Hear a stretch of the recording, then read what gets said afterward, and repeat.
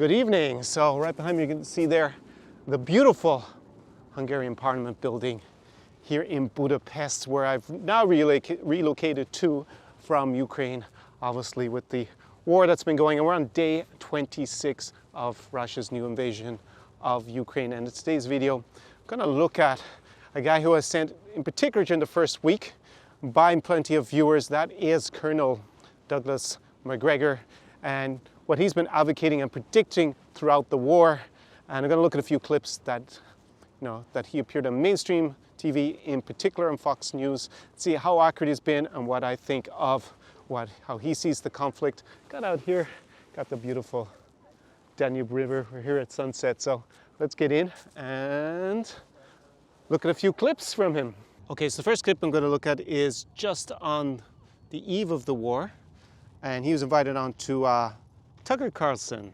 Interesting. So let's see what Colonel Douglas Macgregor said just before the war began. The question is, what's going to happen, and who do you ask about what's likely to happen? It's hard to trust anybody. The man we trust is retired Colonel Doug Macgregor. So Tucker Carlson apparently trusts Colonel Macgregor. Interesting that this is his source. And the first thing we've got to do is acknowledge that Putin's basic point, not just his point, the Russian government's point, which they've made for 25 years, is valid. They don't want U.S. forces and missiles and NATO troops immediately across the border in eastern Ukraine. So the first thing is he misrepresents the casus belli, because this is a few hours before the invasion started, so it's around it's around February 24th.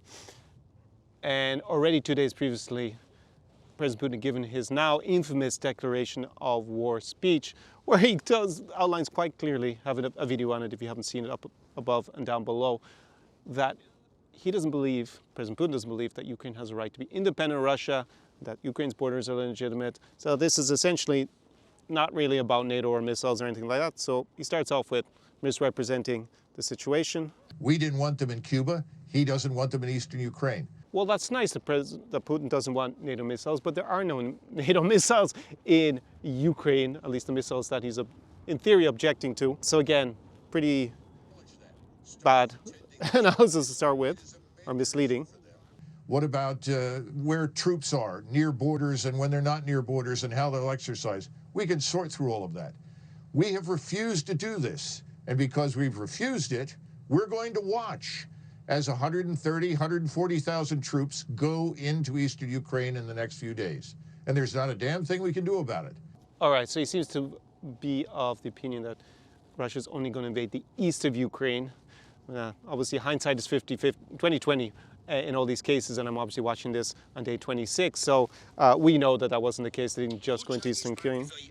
They actually also attacked Kiev, and their territorial ambitions are not limited to just taking eastern Ukraine. At least that was the original plan. Obviously, as we're going to see some of the clips I'm reacting to here, that the original plan was basically a blitzkrieg to take the country in a few days. At least this is what we're going to see how Colonel Macgregor views it. All of this righteous indignation about entering Ukraine, which is an artificial construct. A third of that country isn't Ukrainian. It never has been. So there actually gets to Putin's real claims, is that Ukraine is an artificial country. He buys 100% hook, line, and sinker into Putin's view. So definitely, if he's not actively working with Russia, he's definitely advocating on the same lines as Putin and Russia have been in this conflict. And that's interesting because, okay, it might be sincere. He actually just believes in the same things that Putin does, or he's actually, got something more nefarious going on. But anyways, let's go on to a next clip. So there we can see after this clips with Tucker Carlson that on the eve of the war, he basically has exactly the same opinions as the Russian government. He also thinks it's going to be limited to a war in the east of Ukraine, and basically that, well, what else did he say? That the Ukraine isn't a real country, and Tucker trusts him though. Interesting that, and yeah, it's all about missiles. That's what he starts with his whole synopsis. So let's go on to the second clip. Vladimir Putin is carrying through on something that he's been warning us about, at least for the last 15 years, which is that he will not tolerate U.S. forces or their missiles on his borders. much as we would not tolerate Russian troops and missiles in Cuba. And we ignored him, and he finally acted. He was not going to allow Ukraine under any circumstances to join NATO. And what's happened now is that the battle in eastern Ukraine is really almost over. All the Ukrainian troops there have been largely surrounded and cut off. You have a concentration down in the southeast of 30 to 40,000 of them. And if they don't surrender within the next 24 hours, I suspect that the Russians will ultimately annihilate them. Okay, so he repeats his perspectives, basically all the West's fault. Russia's so reasonable, they only want basically Ukraine to be neutral, blah, blah, blah. We know that's, well, I've already outlined in several videos why that's not really believable. And there he is on day 6 saying that basically the Ukrainians are about to get annihilated and they have 24 hours to lay down their arms. Otherwise, it's, well, he always says basically the war is over. I'm speaking to you on day 26. So, hasn't quite worked out exactly as Douglas Macgregor has claimed it would. And it's important to remember, I'm speaking on day 26 of the invasion, and Russia still only controls Kherson, the only big strategic city that they actually control. Now, I know they've encircled Mariupol, and they may soon capture that city, but they haven't captured Sumy, they haven't captured Kharkiv, Chernihiv, Kiev, Mykolaiv. So just Kherson is the only recent big population center that they've actually taken control of, and we're on day 26, and that actually hasn't changed very much in the last 2 weeks. But behind it in the east, where he is now, I'm not sure what he has planned there, whether he forms another republic, annexes it into Russia, because historically it has been Russian. But the territory west of Ukraine is not. He knows that, and he's happy to live with that as a neutral state. I mean, first he's describing it'll be a neutral state. So in his vision of what's going to happen, Russia basically annexes everything to the east of the river Dnieper, and then what's to the west will be, presumably without Kiev, will be, he says, a neutral state. Well, I think what he means is a puppet state, and that's all fine and dandy for this colonel here. Doesn't seem interested in what the Ukrainians really want, and describing them as, well, we'll see in a few minutes how he describes the Ukrainians. I guess I should say it again. He has no interest in crossing the Dnieper and heading west to the Polish border. I think you're going to find from these negotiations he's quite willing to neutralize that territory on the Austrian or the Finnish model. Right now, Russia already touches Estonia and part of Latvia. White Russia, of course, touches Lithuania. He's not interested in going to war with us, and he has an army that's too small for that purpose. Okay, so there he outlines that basically Putin has no interest in going anywhere closer to NATO, and that he just wants to... Very interesting, he referred to Belarus as White Russia. Absolutely no one in the English language refers to Belarus as White Russia. That's the direct and one translation you could say for Belarus. Actually, in German, it was the way to say it until pretty recently, Weißrussland. I think now Belarus has taken over from that. I've seen actually in my Google Translate, it refers to Belarusian. The German version refers to Belarusisch and no longer Weißrussisch. So that is a telltale sign for someone that they're so pro-Russian. We'll say, let me rephrase that. They're so pro the current Russian government that they don't even refer to Belarus by the almost exclusive name that it's called by in English. They refer to as White Russia. So Mr. Colonel Macgregor here seems like he's definitely shilling for Russia at this stage, because referring to Belarus as White Russia is almost bizarre. I have never heard anyone refer to it like that almost ever in English, but it's pretty telling, especially since he doesn't consider that Ukraine, the people on the east side of the Dnieper are Ukrainian. They're of course Russian. They've always been. I'm always wondering about people like this. When were they last in Ukraine? Have they been there in the last 10 years? Or have they ever been in Ukraine? Because that's not the reality that I've experienced being there in the last 10 years or so, that people to the east of the Dnieper are all Russians. That's not really the case when you look at the voting patterns, especially if you look at the 2019 elections. Russia-friendly parties, they won in some areas between 20 and 40% of vote, if you look at it by oblast, but I don't think anywhere else they won more than that. Maybe in the Ukrainian-controlled parts of Donbass is a bit higher. But basically, yeah, so according to him, those people in Eastern Dnipro are all Russians, and the Belarusians are white Russians. So yeah, not really giving Mr. McGregor here much of good evaluation as being in any way neutral in his analysis. I think we need to stay out of it. The American people think we should stay out of it. The Europeans think we should stay out of it. And we should stop shipping weapons and encouraging Ukrainians to die in what is a hopeless endeavor. So when you say stay out of it, you mean no sanctions, no military aid, just let Russia take the portion of Ukraine they want to take?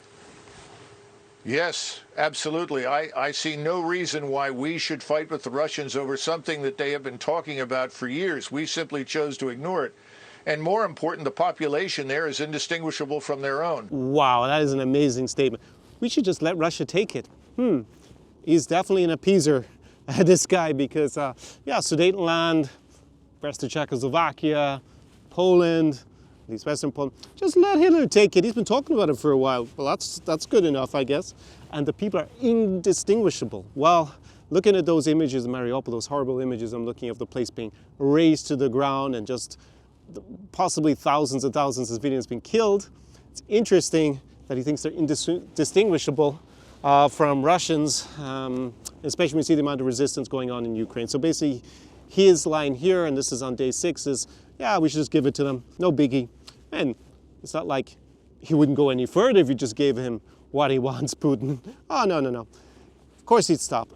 You know, I said in my video about, my actual last video, about whether the West is cynical in Ukraine, that Churchill has a great quote that an appeaser is someone who feeds a crocodile hoping to be eaten last. And that's basically the advice he's giving us in the West with respect to Russia. Anyways, let's go on to see how he changed his opinion. Do you think Putin will pull what I would call a Grozny?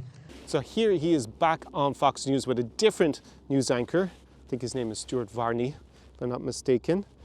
And it is day 9 of the invasion. So let's see what he says here. Grozny was the capital of this breakaway republic. He flattened it when the civilians resisted. Yes. You're going to see this. I mean, is he going to flatten Ukraine? No, absolutely not. In fact, he's worked hard to capture most of it intact. Surprisingly little damage, frankly, Stuart. Much less damage than we inflicted on Iraq when we went into it, either in '91 and again in 2003. No, I think they're just surrounding the Ukrainian forces, and they are annihilating them. And this is inevitable. And Mr. Zelensky, I think, is postponing the inevitable in the hopes that we are going to rescue him, and we are not coming. President Biden has made that very clear. So let's unpack that. He thinks that they won't do a Grozny, which has destroyed the cities. Well, obviously that's not turned out to be true, because in Mariupol they basically, and other cities in Donbass, they have razed them basically to the ground, destroying 89% of the buildings, damaging them. So maybe on day 9, it wasn't as blatant what the policy was, but on day 9 already, around that time, it's getting hard to keep track, they had already bombed the center of Kharkiv. So that's a city they just couldn't capture or encircle. So this guy, McGregor, in his analysis of what they're doing, he's getting everything pretty wrong. Pretty awful analysis, in my opinion, so far. And this guy was sent to me so much by people who are apologetic to the Russian side in the beginning. Look, it's all Zelensky's fault. He just doesn't surrender. It's inevitable. This American colonel says that Russia is going to win, and they're so benign. They just want to capture everything and only take the east of the country. If you are that naive to think that if you give a bully what he wants straight away, he's not going to just demand more, well, I think most children by the age of 14 have figured this out, but apparently Colonel McGregor hasn't. You think the end is in sight? Well, the end, the end of this phase is still a few days away. But the first 5 days, Russian forces, I think, frankly, were too gentle. They've now corrected that. So I would say another 10 days, this should be completely over. So he says on day 9, I think it is, yeah, that another 10 days and it's all over, right? So now he's kind of, I guess, noticed between day 6 and day 9 that his prediction's not working out. So he's given another 10 days, which would mean day 19, which would have been a week ago. And we're almost entirely in the same place. I mean, there has been some progress by Russia on the battlefield, but it's not enormous. So, yeah, that hasn't worked out at all on day 9. Let's see what else he says.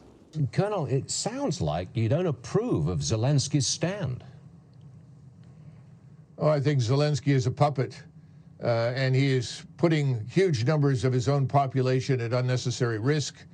And quite frankly, most of what comes out of Ukraine is debunked as lies within 24 to 48 hours.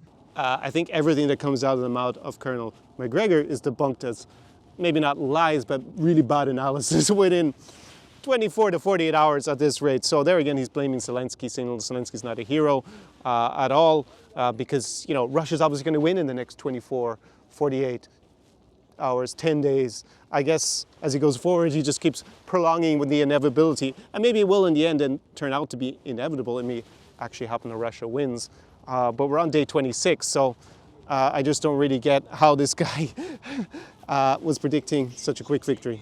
He's not a hero? When he's standing up for himself and his own people? You don't think he's a hero? No, I do not. I don't see anything heroic about the man. And I think the most heroic thing that he can do right now is to come to terms with reality.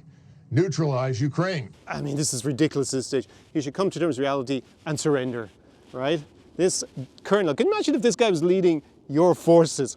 First time there's a shot fired, all right, surrender, it's inevitable, we're going to lose. If you had this surrender monkey in charge, then clearly that would be the case. Let's go on. I'm inclined to disagree with you, Colonel, but, we'll see how this works out. Colonel Douglas Macgregor, tough guy. Tough guy, my ass. This guy's a tough guy. He just wants to surrender at the first sign of trouble. Man, surrender monkey personified. Okay, so as we go forward, he seems to be invited on less and less from what I could see on YouTube looking back for clips of him, because his track record has been so bad, I suspect, as part of it. But he gets invited on this podcast, or this kind of, I guess we call it a podcast, Gray Zone, where he's interviewed. That makes it day 20. He gets invited back on again. So we've had, another, we've had another 10 days since the last clip I played. Now, he was also in Tucker Carlson, where he basically said the same thing again in between, 2 days before this, so on day 18. But I won't, I'll link all these things down below, all these clips, you want to go watch them. But he didn't really say anything particularly new or profound in that one, just stuck to his guns, doubled down on what's not been working so far as analysis. And let's see what he claims on day 20. What do you make so far of the dominant narrative we're getting here in the U.S. that militarily, that this has been a disaster for Russia, that Ukraine is putting up fierce resistance that Putin did not expect and has inflicted serious military defeat on the Russian invaders? Well, as to the last point, it's very obvious that what Ukrainian forces are still active are entirely surrounded, cut off, and isolated in various towns and cities.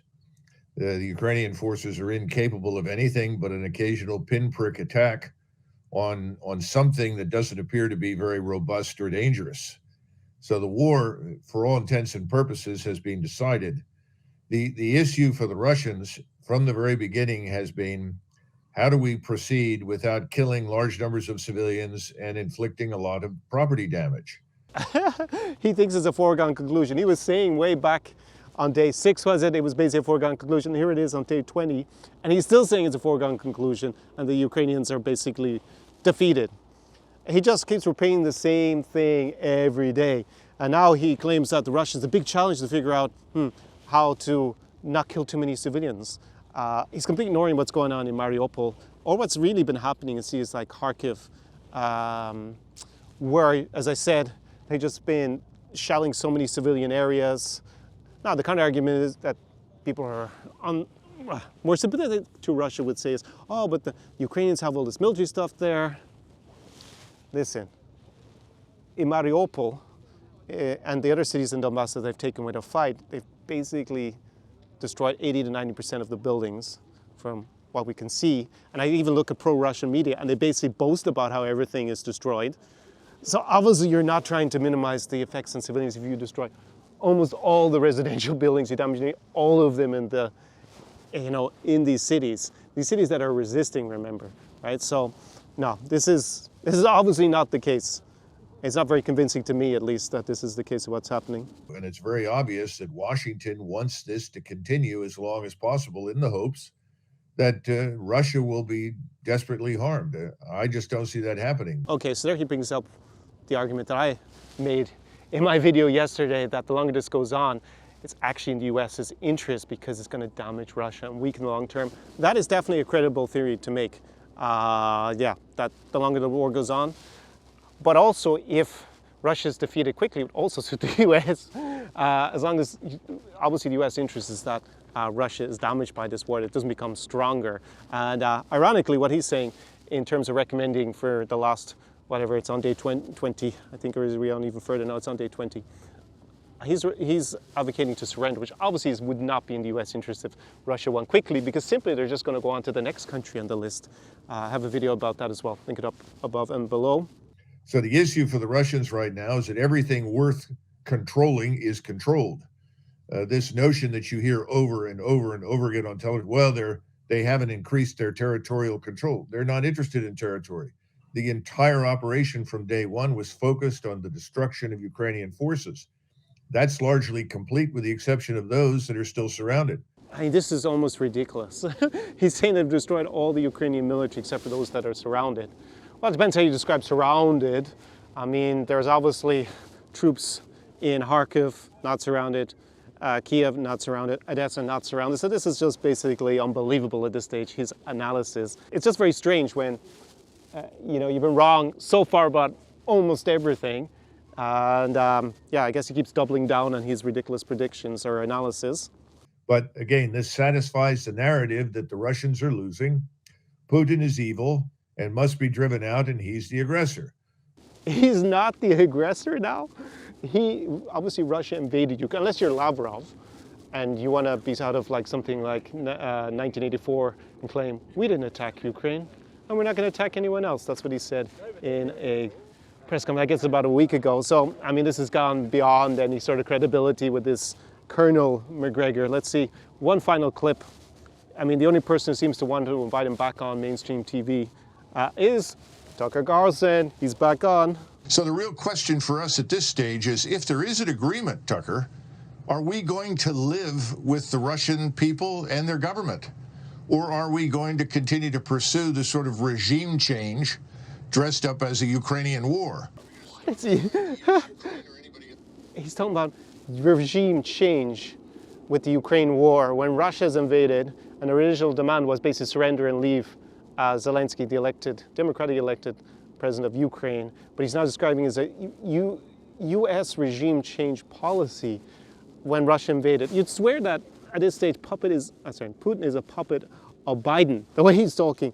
What is he rambling about at this stage? I guess what he might mean is that this theory that luring, which is kind of the offensive neorealist theory that I referred to in my last video as well from John Mearsheimer, that a good strategy would be to lure Russia into a war in Ukraine because they probably lose over the long term, being extremely weakened, and that might lead, I guess, to a change of government in Russia. Like Putin might lose power because it's just so unpopular and such a disaster. Now, that's possible, but yeah, to describe it as a regime change operation, you'd swear Russia has zero agency, like Putin does no power or to make any decisions the way this guy talks. Ridiculous. But also, caught in the middle of this are the Ukrainians, a lot of people who have done nothing wrong and just kind of want to live and not be killed.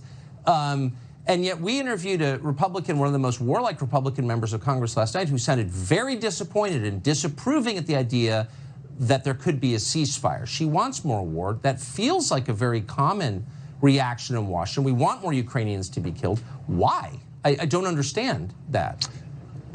Well, there are a lot of people that, first of all, don't understand that what the Russians have talked about is Austrian or Swedish-style neutrality. That certainly isn't destructive, and it hasn't harmed anybody. Austria certainly benefited from it. There's also the other problem that people have confused, and I'm talking about the people inside the Beltway, Russia with Iraq. Russia is not Iraq. This is not a country you can bully at will, and that's been demonstrated pretty conclusively. So apparently it's the Americans that want the Ukrainians dead, not the Russians who invaded. Now, I did say in that, of course, my video yesterday that, yeah, maybe the West is cynical. They're like, well, if lots of Ukrainians die to protect Europe and weaken Russia, and they're not American soldiers, they're not British soldiers, then, it's easier to sell to Western audiences and voters, because it's not their soldiers who are going to get killed, but wanting the Ukrainians dead by giving them arms to defend themselves. It's just perverse logic. I mean, he cannot bring himself to criticize anything about President Putin or what Russia has done. Carpet bombing, there's plenty of evidence for that, plenty of evidence of lots of war crimes, and it is a war, and if the Ukrainians suddenly start winning, there might be war crimes also by the Ukrainians against I was going to say the Russians, but maybe in parts of Ukraine that have been under Russian control. That's possible in Donbass. I hope it's not the case if they start winning. But to keep blaming the Ukrainians and absolving the Russians of any blame, this has gotten stupid almost at this stage. And he's wrong about everything. But then there's another aspect of this that people are missing inside the United States. We face the de-dollarization, frankly, of the international finance system if we don't bring this to a stop and start working with the rest of the world. India, China, numerous other countries, Brazil, have all said, look, we're not going to join the sanctions regime. The Germans and the Japanese have said, we'll buy oil and gas from the Russians. Sorry. I mean, this could make us poor. Oh, Americans might be a little bit poorer because they stopped Russia taking over Ukraine first on their way to taking over other countries in Europe. And maybe you don't think that Ukraine is that important for American strategic interests, but Europe as a continent definitely is. And that's why the US has actually an interest in stopping Russia going any further, because it's easier to fight Russia now by proxy, which is what arming Ukraine effectively means. Again, they're not putting up a no-fly zone or whatever, and sending, at the moment anyways, NATO troops. They can't do all of that by proxy by arming the Ukrainians. Let the Ukrainians defend their country and fight and defeat them. But look at this. Tucker Carlson says, we might end up a little bit poor. What do you think is going to happen if Putin gets through Ukraine, goes through Moldova, and starts to try to pick off other countries, and maybe he'll go over to, I don't know, Georgia or Kazakhstan? We're assuming he's already got basically Belarus controlled. You think it's not going to end up in some sort of situation that's also going to make the US poorer? Oh. So that's my reaction to the surrender monkey in chief, Colonel Douglas Macgregor. Well, I'm glad I never served under anyone. I never served in any military, but I wouldn't want to be serving in the military under this guy. I'd be spending my time in a POW camp almost immediately when any war starts, because his solution to everything is surrender. So what can I say about him? Been wrong, has a military analysis about just about everything. He's been predicting from the very beginning that the Ukrainians would basically crumble immediately because they face overwhelming firepower and military superiority from the Russians. Now that might turn out to be the case in this war over the long term, but again, we're on day 26, and this guy has been predicting an imminent collapse since at least day 6. And I don't know, I didn't find any clips where he was predicting on day 2 or 3 when I started just pulling them up here. I actually basically took the first few ones that I found when I put it into YouTube. So yeah, terrible military analysis. Bizarre at times when he starts calling Belarus White Russia. He looks completely biased in everything. He looks basically like a Russian shill, maybe ideologically. The current type of system in Russia is what he wants to see in the West. Or maybe it's just the fact that he gets on TV all the time.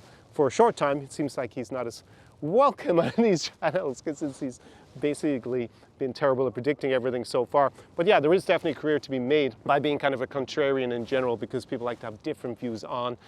So definitely you can carve out a niche for yourself if you're arguing against the mainstream opinion. Definitely very unconvincing. And yeah, the reason I picked this video is I was sent it so often in the beginning, and you have been sending me clips to react to and give my 2 cents. I'm not a military expert, but I am reading, I have a background in international relations.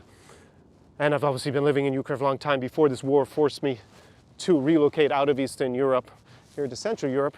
Well, at least it's been, has some benefits in terms of the architecture here for a short stay, hopefully. And I am reading both the pro-Russian media, pro-Ukrainian media every day, so I can kind of judge pretty well what's actually going on in reality, which is difficult with this fog of war in any war. Both sides sending you propaganda, but I look at who's showing the most receipts, shall we say, like video clips that are plausible, progress on the ground, and guys like Colonel Macgregor Absolutely unbelievable, quite literally. The terrible analysis. Anyways, I'm gonna stop rambling and yeah, go and try to make the most of this evening here in Budapest, and I will see you in the very next video. Maybe drop a comment down below if you want me to react to anyone else who is, either in the mainstream TV or here on YouTube, and I will take a look. So, do побачення. See you in the next video. SAR Experience.